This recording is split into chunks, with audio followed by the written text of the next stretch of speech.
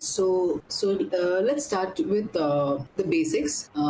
Let's start with what is science. So science is nothing but knowledge gained through experience, observation and experiment. मतलब science एक ऐसा चीज है जो हम नॉलेज हम गेन करते हैं हमारे एक्सपीरियंस से. For example let's take curd formation. Curd हमें पता है it's pure science.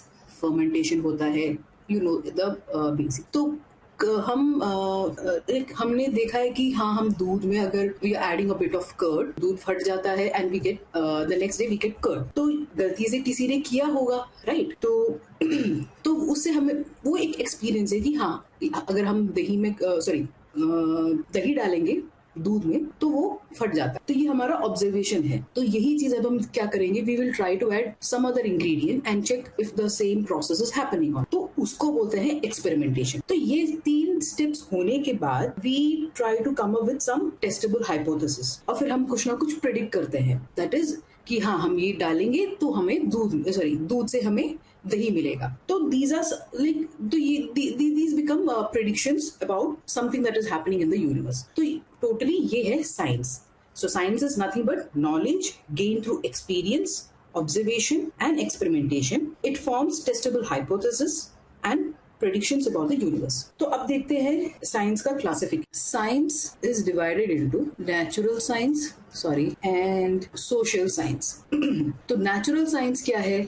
Natural science it includes everything. मतलब नेचुरल मतलब मैं बस I am not meaning only nature and trees and plant. It includes everything from rock to water to leaf, everything in this universe. तो वो हो गया natural science. तो natural science को अगेन 2 भागों में बटा जाता है. एक हो गया फिजिकल साइंस और दूसरा हो गया लाइफ साइंस. अब फिजिकल साइंस में आएगा हमारा physics, chemistry, earth science etcetera etcetera. और लाइफ साइंस में आएगा हमारा biology, zoology, genetics and everything. Similarly social science में आता है हमारा psychology, sociology, economics, political science and everything. तो let's move on to biology. So what is biology? Biology is the natural science that studies life and living organism. मतलब ये study करता है life and living organism. I hope everything is clear till now. तो ये biology में हम क्या क्या मतलब स्टडी करते हैं, मतलब थोड़ा डिटेल में अगर हम जाएंगे तो दैट इज एक तो है हमारा फिजिकल स्ट्रक्चर. ठीक है, तो फिजिकल स्ट्रक्चर में आता है फॉर एग्जांपल आज we will deal with the structure of cell. तो सेल मतलब वो कैसे बनता है, उसका स्ट्रक्चर कैसा है, उसमें क्या क्या होते हैं, ये सब हम फिजिकल स्ट्रक्चर में पढ़ते हैं. दूसरा आता है chemical process. We learn what are the different kinds of chemical reactions that are happening in our body, not only our body, everything. Then we have molecular interaction. तो मॉलिक्यूलर इंटरैक्शन का मतलब है वो मॉलिक्यूल लेवल पे, atom के बाद आता है हमारा मॉलिक्यूल लेवल पे क्या क्या हो रहा है. मतलब फॉर एग्जाम्पल 2 प्रोटीन है समझ लो, 2 अलग अलग टाइप ऑफ प्रोटीन्स हैं और P1 और एक है P2. ठीक है, तो इन 2 प्रोटीन के बीच में जो भी इंट्रैक्शंस होता है वो हो रहा होगा because of some hydrogen bond. ठीक है, या फिर कोई वैंडरवॉल के कारण हो रहा होगा. तो ये सब हम स्टडी करते हैं. या फिर एक एक्सटर्नल एक वाटर मॉलिक्यूल कैसे इनके इंट्रैक्शंस को इफेक्ट करता है. तो ये सारी चीजें हम सीखते हैं मॉलिक्यूलर इंट्रैक्शन. तो लाइक आई सेड, पहला है हमारा फिजिकल स्ट्रक्चर, दूसरा है chemical process and third one is molecular interaction. Next is physiological development. तो physiological development में हम देखते हैं कि like we study कैसे a single cell is transforming into an complete organism. कैसे develop हो रहा है. How a single cell is first being converted into a tissue and then an organ. तो ये जो भी development हो रहा है वो like सेल टू पूरा ऑर्गेनिज्म. तो ये हो गया हमारा physical development. Next we have evolution is हम all of you know that हम लोग सब we all have evolve from a single cell, right?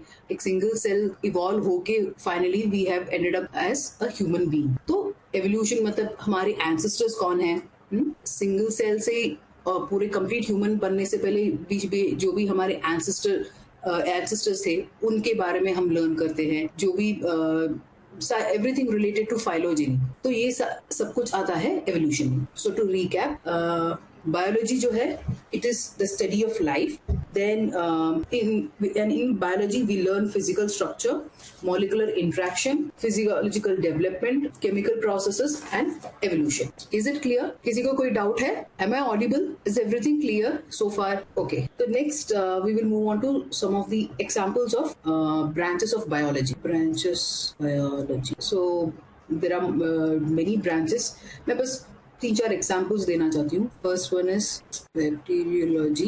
Bacteriology हो गया study of bacteria. Okay. Then we have mycology. ये हो गया study of fungi. Then we have cytology. Cytology is study of cell structure, जो कि आज हम थोड़ा बहुत कवर करेंगे स्ट्रक्चर.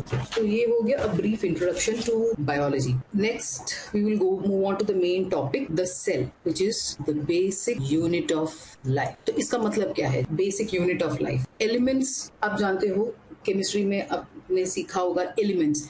तो एलिमेंट्स का बेसिक यूनिट होता है एटम, राइट? तो वैसे ही बायोलॉजी में सेल जो है वो बेसिक यूनिट ऑफ लाइफ है. मतलब एक एक सेल जोड़ के एक ऑर्गेनिज्म बनता है. ठीक है. तो ये मतलब ये हो गया हमारा बिल्डिंग ब्लॉक. एक एक सेल जो है ब्लॉक्स की तरह बिहेव करता है. एक एक ब्लॉक जोड़ के हमारा लिविंग ऑर्गेनिज्म या लिविंग बीइंग बनता है. तो ऑर्गेनिज्म जो है ये organisms can be made up of one cell और it can be made up of multiple cells. जब वन सेल का होता है मतलब सिंगल सेल भी एक living organism. This is what we learn here.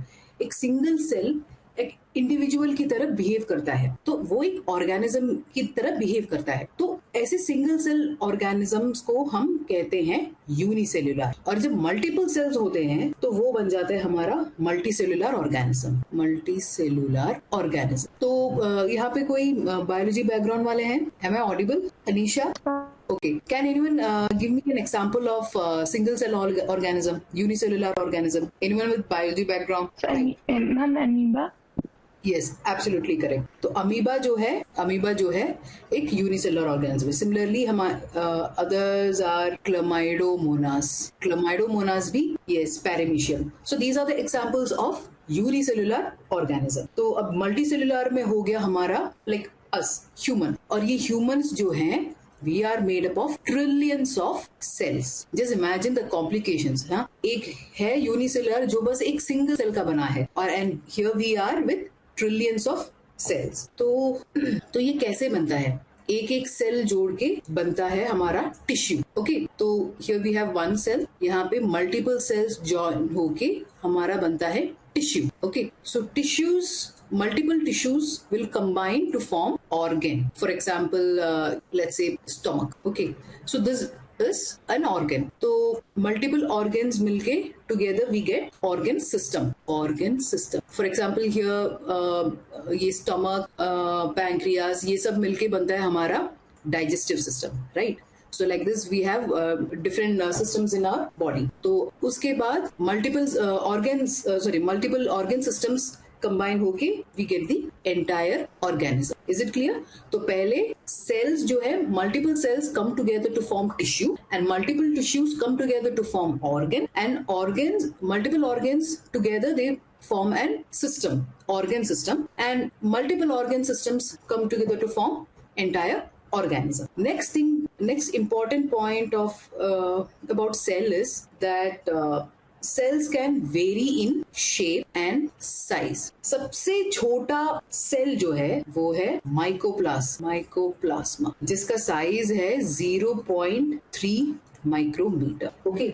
इसका साइज जो है ये 0.3 माइक्रोमीटर है. This is the smallest known cell. And ये जो शेप जो मैंने बताया, देयर आर मल्टीपल शेप्स. यहाँ पे अगर आप देखोगे तो here we have red blood cell जिसका शेप है round and bioconcave, you can see here. Then here we have white blood cells जिसका कोई shape नहीं है, it's like amoeba, shapeless है. Then here we have epithelial cells जो long and columnar है, right? लंबे लंबे हैं इनका shape. यहाँ पे देखेंगे तो nerve cell है ये, which is branched and long, multiple branches हैं यहाँ पे. वैसे यहाँ पे ये है mesophyll cells.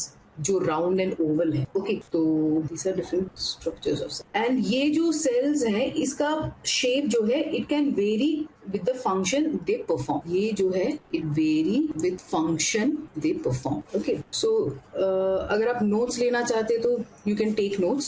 Cell is the structural unit of life. Cell is the structural unit of life. अभी तक सब कुछ clear है? किसी को कोई doubt है? Yes, ma'am, it's clear. Am I audible? Yes, ma'am. Okay, any doubt? No, ma'am, it's clear. Okay, so please take notes. Cell is the structural unit of life. Organisms may be made up of one or more cells. Organisms may be made up of one or more cells. One के side में bracket में लिख देना unicellular. Unicellular. And if it is more cells, then that becomes multicellular. And you can also add shape of the cell vary greatly. Shape of the cell vary greatly.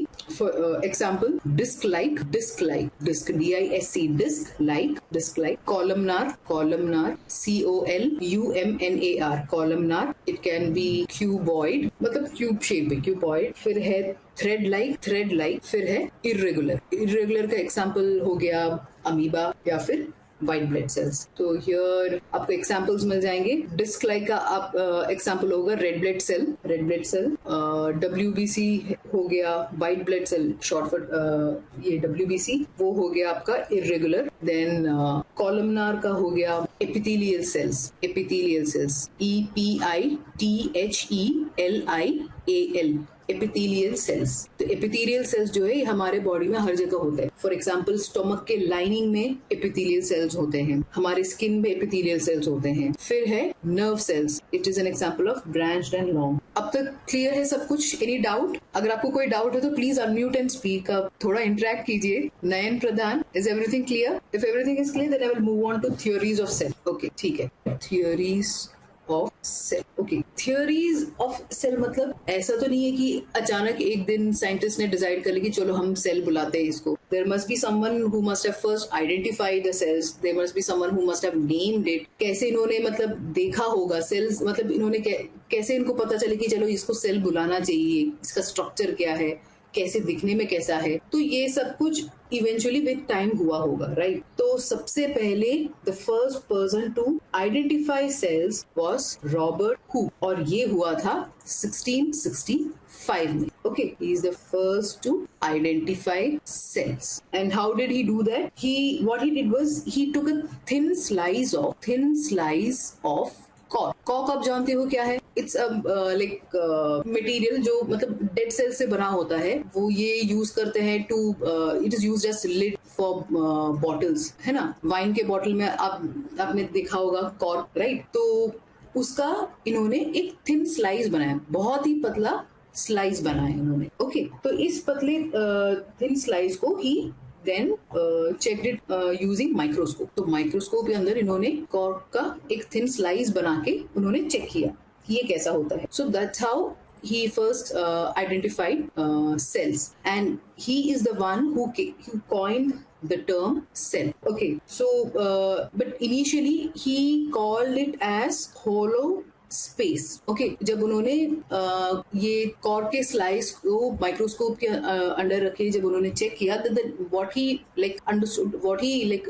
Found was like they are made up of small hollow space. तो इसको उन्होंने नाम दिया cell. Okay, तो ये with time आगे जाके there were other scientists who were working on these concepts, and then we had our first cell theory proposed by first cell theory. हमारा पहला cell theory बना था 1830s में, मतलब 1838 to 39 इस टाइम पे बना था हमारा first cell theory. It was proposed by Matthias Schleiden, Theodor Schwann, and Rudolf Virchow. ठीक है. So these three scientists, they came up with the cell theory. So what does it states?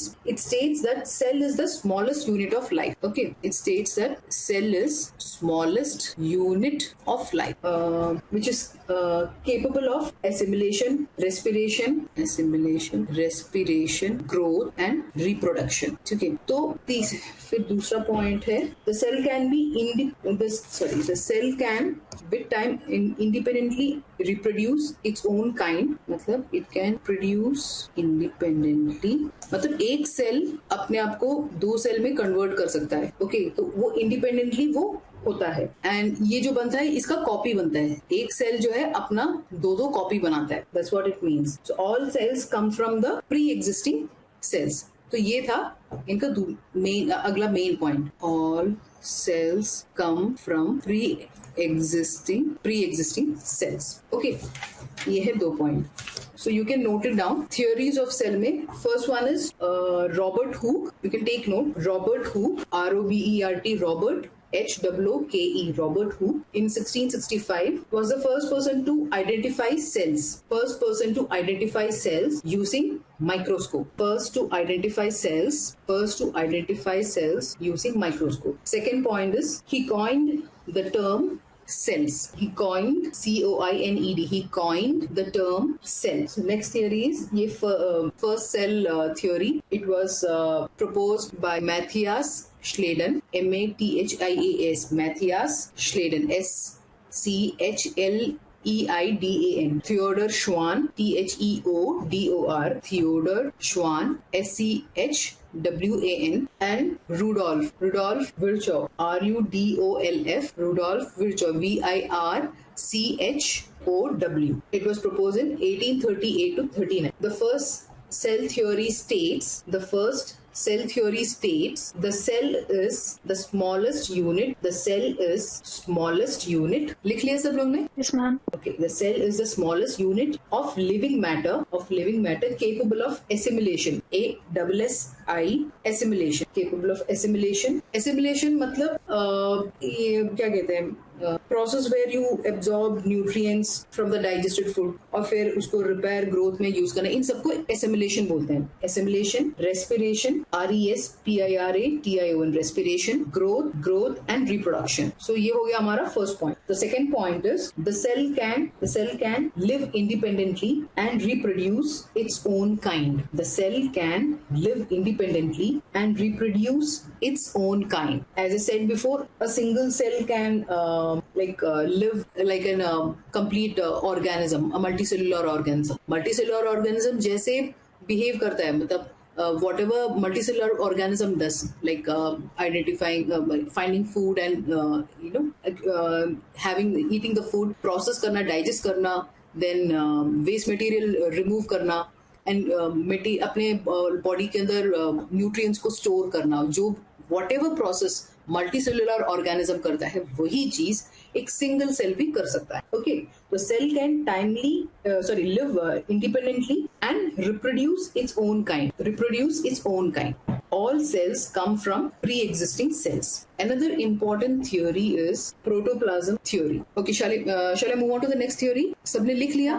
Okay, तो अगला theory है protoplasm theory. ये propose किया गया था 1861. Okay, किसने किया? ये Max Schulz. Okay, so what the protoplasm theory states is it holds that all living matter out of which animals and plants are formed is the protoplasm. मतलब सारे living matter, let it be animal or plants, any living organism is made up of protoplasm. Protoplasm का बना है. Okay, और ये protoplasm जो है it consists of a cytoplasm and possess a nucleus. Okay, so the cell is an accumulation of living substance or protoplasm. Protoplasm का बना है which is limited in space by an outer membrane. मतलब एक ये हमारा cell होगा, ठीक है, ये सेल का एक आउटर मेम्ब्रेन होता है, ठीक है, और इसके अंदर जो भी है ये हो गया हमारा प्रोटोप्लाज्म, और इसके अंदर होता है एक न्यूक्लियस, ये हो गया न्यूक्लियस, और ये हो गया हमारा cytoplasm. So please note down protoplasm theory established in 1861 by Max Schulz, S-C-H-U-L-T-Z-E. It holds that all living matter out of which animals and plants are formed, holds that all living matter out of which animals and plants are formed is the protoplasm. P-R-O-T-O. Ma'am, can you repeat the last line? I got disconnected. Protoplasm theory holds that all living matter out of which animals and plants are formed, is the protoplasm. Full stop. The next sentence is the cell is an accumulation of cell is the cell is an accumulation of living substance or protoplasm, living substance or protoplasm, which is limited in space by outer membrane, which is limited in space by outer membrane, membrane, outer membrane, and possess nucleus, nucleus. तो ये nucleus क्या होता है? Nucleus में हमारा genetic material होता है या डीएनए होता है। न्यूक्लियस के अंदर हमारा जेनेटिक मटेरियल होता है, जितने भी हमारे क्रोमोसोम्स है सब न्यूक्लियस के अंदर होता है। तो ये हो गए हमारे theories of cell. Next we will move on to types of cells. So ये जो क्लासिफिकेशन है, this is based on cellular structure, मतलब सेल के वो स्ट्रक्चर के हिसाब से हम ये सेल्स की क्लासिफिकेशन कर रहे हैं यहाँ पे। तो इनको हम डिवाइड करेंगे दो टाइप के। एक है प्रोकैरियोटिक सेल्स या you can call it as prokaryotes. दूसरा है यूकैरियोट्स और या फिर यूकैरियोटिक सेल और या फिर यूकैरियोट्स। तो यहाँ पे जो प्रिमिटिव सेल्स अगर आप देखेंगे तो पहले आया था प्रोकैरियोट्स। ओके, तो ये प्रोकैरियोट वर्ड कैसे बना है?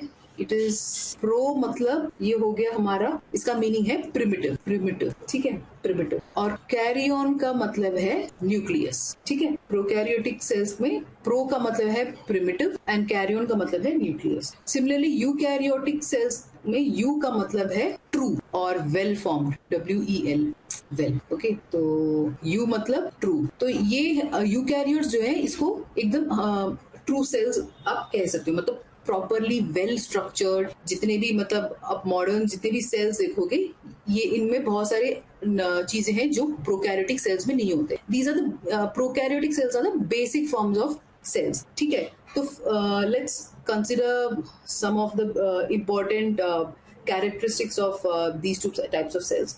तो first point is prokaryotic cells they have no nucleus. तो मैंने ऑलरेडी कहा कि न्यूक्लियस में हमारा जेनेटिक मटेरियल या फिर डीएनए होता है।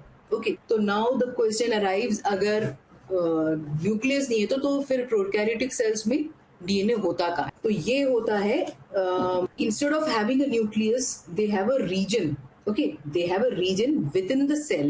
For example, ये हमारा prokaryotic cells है, तो within this cell they have a region where the genetic material is just freely suspended. Okay, the cells are genetic material is just freely suspended. मतलब एक coiled structure होगा, circular structure होगा, बस ऐसे ही पड़ा है। ये ना कोई कवरिंग है, there is no covering, there is no protection, बस ऐसे इट जस्ट स्टेज देयर। तो इसको कहते हैं nucleoid. Okay, so this is called as nucleoid. Whereas eukaryotic cells में अगर आप देखेंगे, it has a true nucleus. That is we have a cell और सेल के सेंटर में हमारा न्यूक्लियस है, और इस न्यूक्लियस का एक मेम्ब्रेन होता है, एक प्रोटेक्टिंग लेयर होता है, एक बैरियर है विच separates the nucleus from the rest of the cell, that is cytoplasm, and inside within this nucleus we have our chromosome या फिर DNA या genetic material. So this is the first and the most important point. Next is अगला point होगा, they are single celled microorganisms. Okay, prokaryotes जो हैं they are single cell मतलब एक cell का बना हुआ माइक्रो ऑर्गेनिज्म है ये। Micro, why we call it as microorganism? Because they are very small. Micro मतलब 10⁻⁻⁶ हो गया, ठीक है। तो माइक्रो ऑर्गेनिज्म, इनका साइज उतना छोटा होता है, 10⁻⁻⁶ रेंज में होता है इनका। तो एग्जाम्पल्स हैं हमारे बैक्टीरिया। ओके, बैक्टीरिया हो गए। Then we have cyanobacteria. So these are the examples of prokaryotic cells. Okay, so here in eukaryotic cells we have the eukaryotic cells can be broadly categorized into plants, fungi, protozoans, animals. So all these are eukaryotic cells. तो मतलब all complex multicellular organisms जो हैं वो eukaryotic cells होते हैं. Okay, and these eukaryotic cells, they have something called as plasma membrane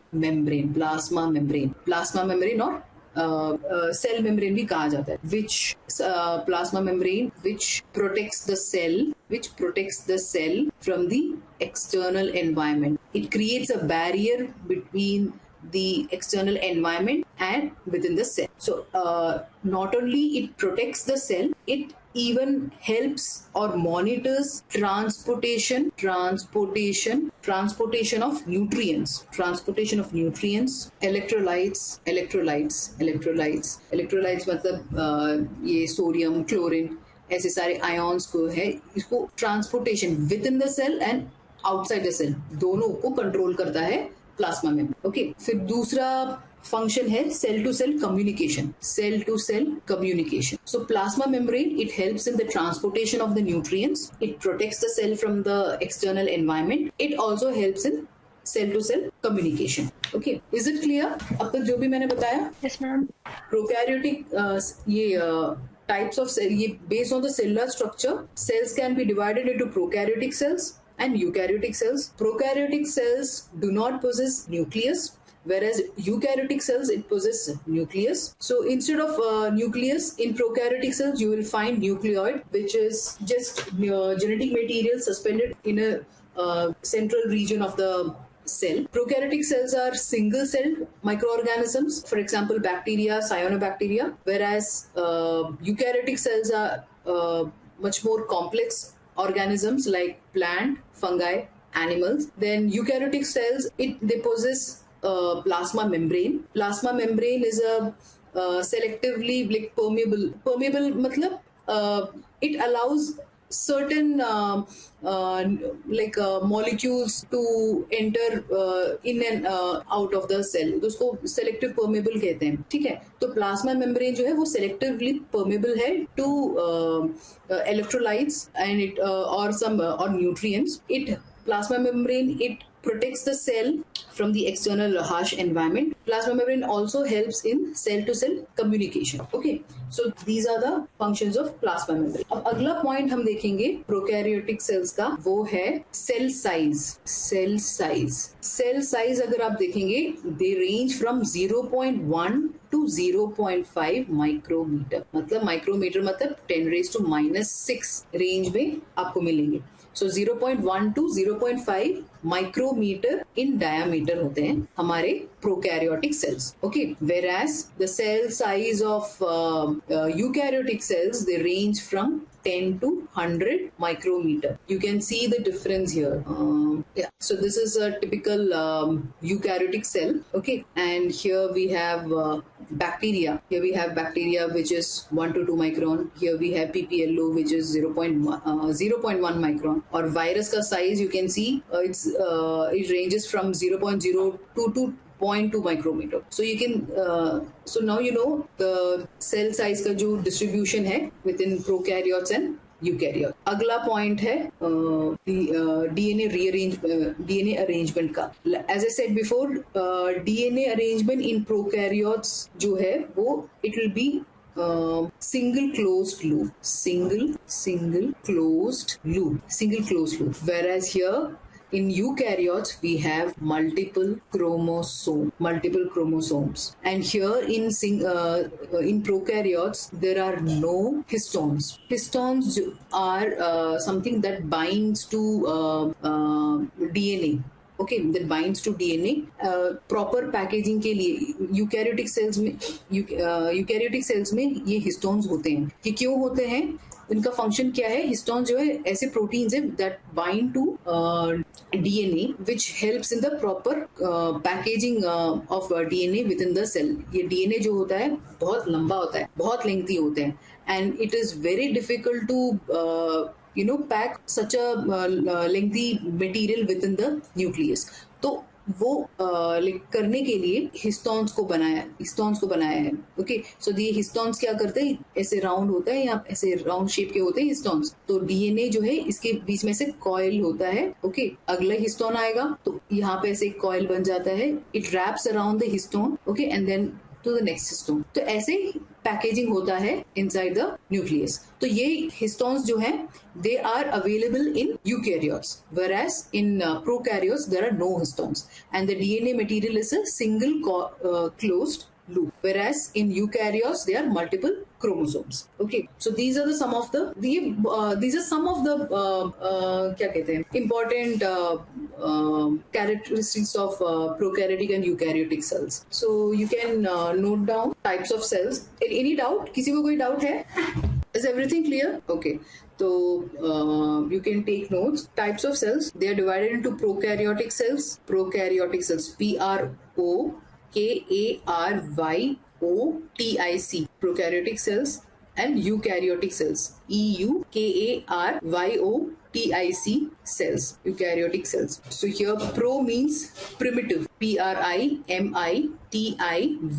Primitive. And karyon means nucleus. K-A-R-Y-O-N. Karyon means nucleus. Here in eukaryotic cells, EU, the first two alphabets, EU means true or well. True or well. Okay. So the first point is prokaryotic cells have no nucleus. Prokaryotic cells have no nucleus. Prokaryotic cells have no nucleus. And here in eukaryotic cells के section में you can write eukaryotic cells have a true nucleus with a definitive nuclear membrane. With a definite nuclear membrane. Nuclear membrane. Here in prokaryotic के side में you can also add one more point. They have no nucleus के बाद you can write instead they have a region within the cell where genetic material G-E-N-E-T-I-C where genetic material is freely suspended called nucleoid. N-U-C-L-E-O-I-D nucleoid. Instead they have a region within the cell where genetic material is freely suspended. The next point is prokaryotic cells के section में आप लिख सकते हो. They are all single-celled microorganism.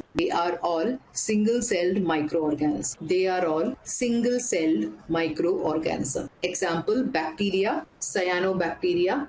C-Y-A-N-O, cyanobacteria. B-A-C-T-E-R-I-A, cyanobacteria. In the eukaryotic section, you can write this broad category involves plants, fungi, animals, and protozoans. P-R-O-T-O-Z-O-A-N-S. protozoans. उसमें एक और point add कर देना, plasma membrane monitors. Plasma membrane PLASMA plasma membrane monitors transport of nutrients electrolytes. ELECTROLYTES electrolytes. Bracket में in and out लिख दें, in and out, comma cell to cell communication. अगला point है cell size के ऊपर. So the cell size in prokaryotic cells is 0.1 to 0.5 micrometer. This is how you write micrometer. ऐसे लिखते हैं micrometer. Okay, micrometer in diameter 0.1 to 0.5 micrometer in diameter, whereas eukaryotic cells are 10 to 100 micrometer. अगला point है, in prokaryotic cells DNA arrangement is in the form of single closed loop.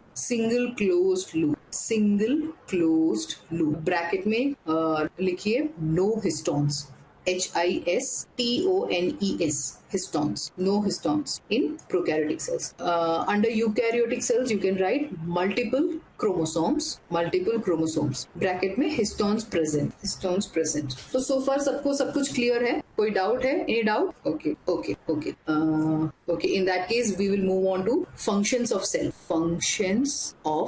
So like before diving into in detail about cell, उसका cell structure and everything, before that we will first learn what are the different functions of cell. Why do we need cells? What are the different things that function, does to sustain life. So write down the first point. It provides support and structure. It provides support and structure. Okay, so I mentioned plasma membrane, right? Eukaryotics के बारे में बताते समय मैंने plasma membrane या cell membrane के बारे में आपको बताया. तो similar to plasma membrane, prokaryotes में एक एक्स्ट्रा लेयर होता है, उसको कहते हैं सेल वॉल. ओके, तो cell wall, cell membrane, these are the main components that provide support and structure to the organism. Support in the sense, cell ये जो होता है, like I said, यहाँ पे हमारा न्यूक्लियस है, ये साइड में पूरा हमारा साइटोप्लाज्म है. ओके, ये साइटोप्लाज्म जो होता है वो थोड़ा जेली टाइप का होता है. Okay, it will look like a jelly because it contains lot of water, protein, other nutrients, etc. Necessary for the survival of the organism. So together ये जो होता है, this will be a gel or matrix जैसा होता है. Okay, तो एक proper solid support के बिना these things will collapse. Okay, so cell wall और सेल मेम्ब्रेन जो होता है, they provide proper support. Okay, they provide proper support to the cell. So apart from providing support, it also gives a proper structure. ये for example यहाँ पे eukaryotes में I said यहाँ पे एक एक्स्ट्रा सेल वॉल भी होता है, तो सेल वॉल भी आ गया यहाँ पे. ओके, तो फॉर एग्जाम्पल यहाँ पे मैंने अभी आपको एक रेक्टेंगल शेप का एक सेल मैंने दिखाया है. सो लाइक दिस एक एक रेक्टेंगल शेप का सेल स्टैक करके रखेंगे तो we will get a proper structure, right. तो एक हो गया, we have one cell, second cell, third cell. So जब ये प्रॉपर यहाँ पे एक बाउंड्री बनता है, एक प्रॉपर लेयर बनता है, so this will give a proper structure to the cell. So this is the first function of the cell. It provides support and structure. Second one is facilitate growth. So this मतलब cells divide होके हमारा growth होता है. For example, अगर हमारे body पे there's some injury has happened. So what our body does is the cells in that particular region of the injury, they will multiply. Okay, once the injury has subsided, they will multiply and they will try to cover up that injury. ठीक है, तो वो grow होके वो area को repair कर देता है. So similarly another example, if you see, एक like how we grow, when we are born, we are small baby, right? तो multiple cell divisions और के कारण we grow up into an adult.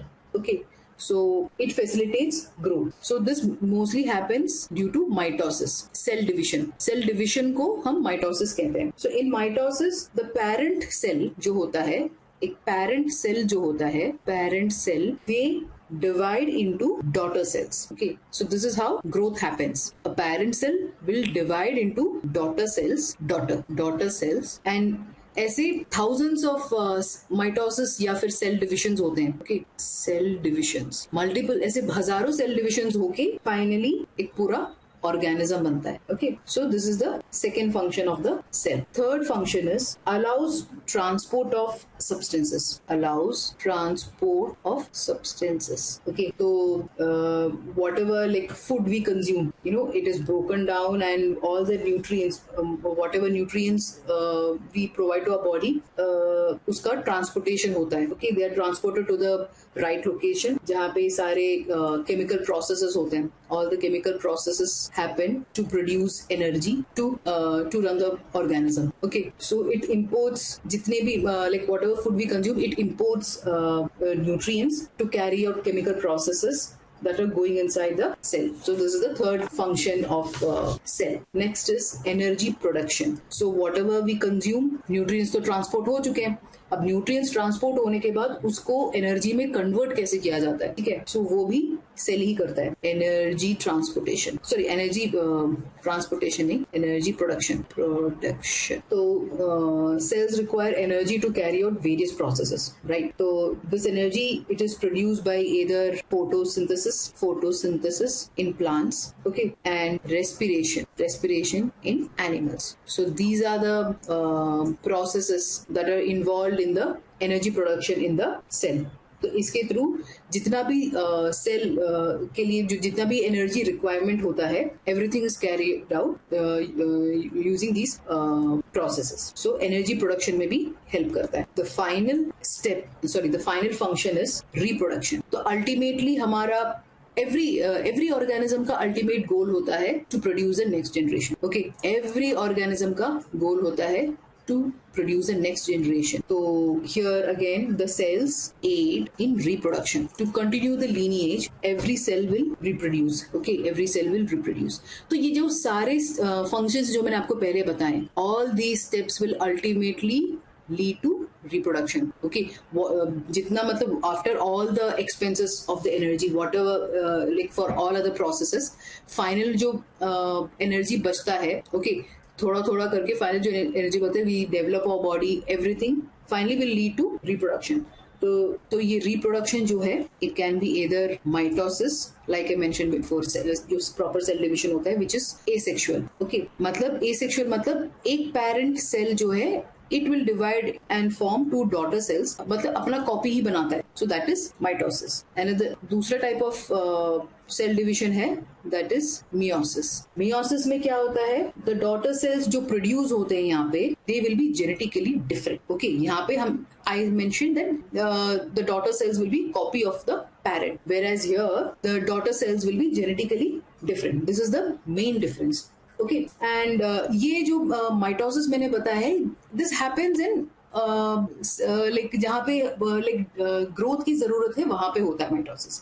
For example skin में, like I said before, अगर कोई injury हुआ या फिर हमारा मतलब ओवरऑल बॉडी डेवलपमेंट में माइटोसिस ही होता है. वेयर एज मियोसिस होता है, it occurs in sex cells. It occurs in sex cells or called as gametes. Gametes क्या है? In female we have eggs and male में होता है sperm. Okay. So ये meiosis जो है sex cells में occur होता है. Eggs और sperm meiosis के थ्रू बनते हैं. Okay. Is everything clear? किसी को कोई डाउट है अभी तक जो भी मैंने एक्सप्लेन किया है? Can somebody explain to me what are the different functions of cell? Can someone summarize it for me? Okay.